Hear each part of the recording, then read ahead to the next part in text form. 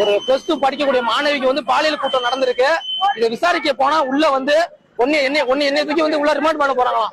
என்னைய வந்து ரிமாண்ட் பண்ண போறேன்னு சொல்றாங்க. நான் கேட்டு வந்தவங்கள பாதிக்கப்பட்ட பொண்ணுக்கு ஒரு சாப்பாடு கூட வாங்கி தரோம், மாந்தி எடுத்துட்டு இந்த பொண்ணு அந்த பாருங்க ரொம்ப கஷ்டப்பட்டு இருக்காங்க.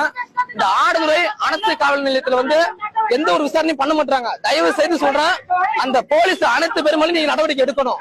ஏன்னா இந்த அளவுக்கு வந்து குற்றம் நடந்துட்டு இருக்கு. அதே மாதிரி ஒரு பையன் மேல வந்து எந்த ஒரு தப்பும் பண்ணாத ஒரு பையன் மேல வந்து ஜெயச்சந்திரங்கிற பையன் மேல வந்து போஸ்கோ கேஸ் போட்டு உள்ள தரலாங்க.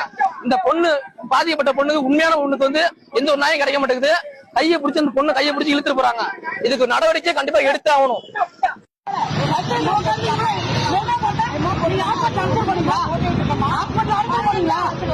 நண்பர்களே என்னன்னு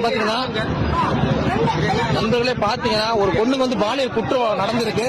அந்த பொண்ணை வந்து ரொம்ப கொடுமை, சாப்பாடு கூட கொடுக்காம அந்த பொண்ணை வந்து ரொம்ப கொடுமைப்படுத்திருக்காங்க. இதனால பாத்தீங்கன்னா இங்க வந்து ரொம்ப பிரச்சனை நடந்துட்டு இருக்கு.